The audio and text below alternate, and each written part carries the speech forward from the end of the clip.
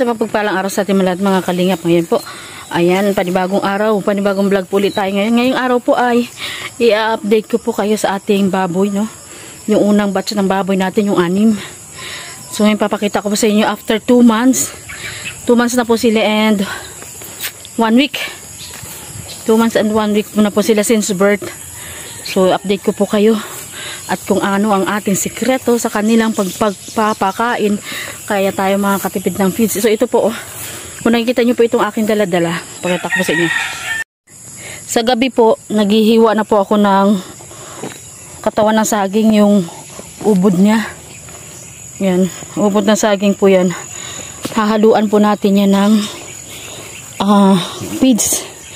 Kaya nakakabawas po tayo sa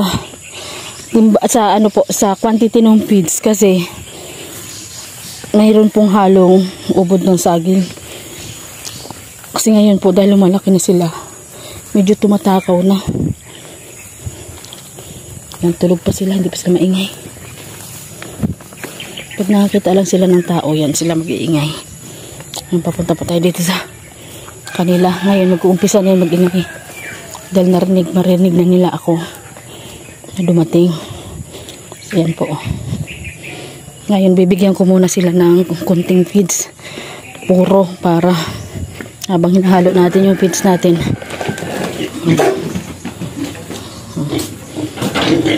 Habang i-prepare po natin yung walisan natin yan, bibigyan natin sila ng konting feeds dyan para hindi na umingay.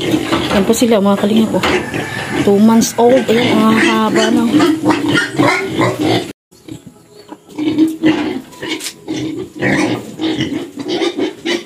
Tapos buhusan po natin yan.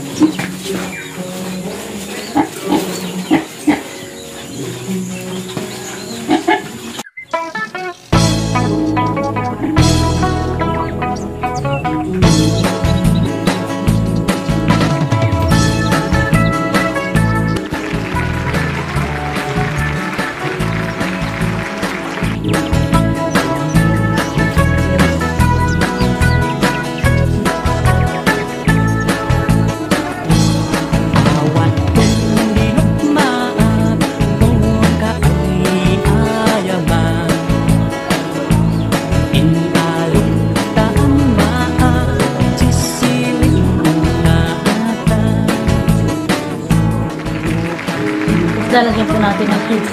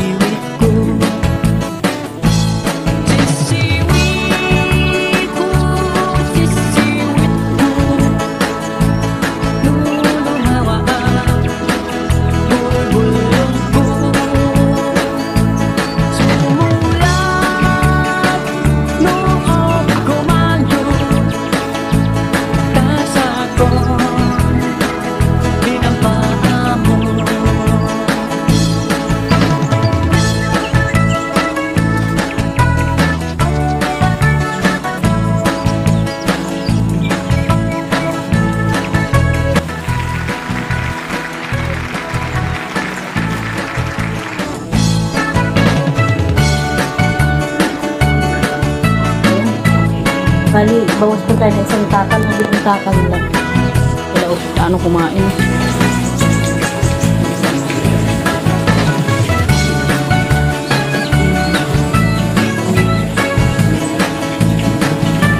Ganyan sila kalalaki, 2 buwan na po sila. 2 months na po sila since birth, ano, mula nung nanganak. Kasi nakuha natin sila ng 1 month. Ayan, 10 buwan na po nila. Ay, bali, ano na po yan, 1 month and a half na po natin inaalagaan. Nahaluan ko po yan ng drak. Ganyan mo kumain. Ng ano po yan, ng ubod ng saging. Ayan. Haba.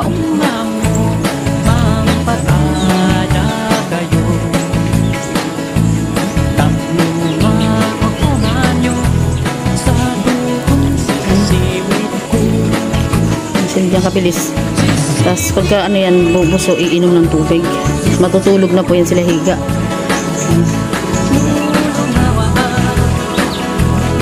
Kaya lang pagka nagbabardagulan po yan, ang lakas.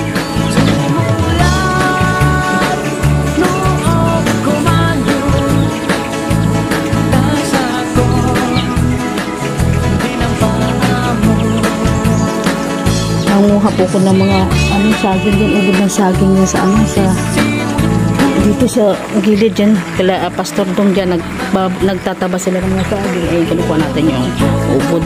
Tapos iniipon ko yun. Inihiwa ko sa kanila. Ganyan sila kalakas kumain ng ubod ng saging.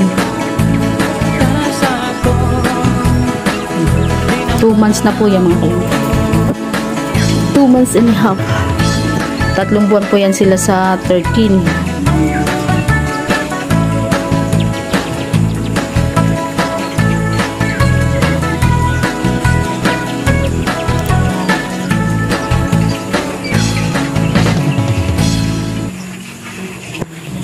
Yan sila magbardagulan. Yan hindi na mo paano mag-away. Sige, kaya ang dami niyang sugat ay.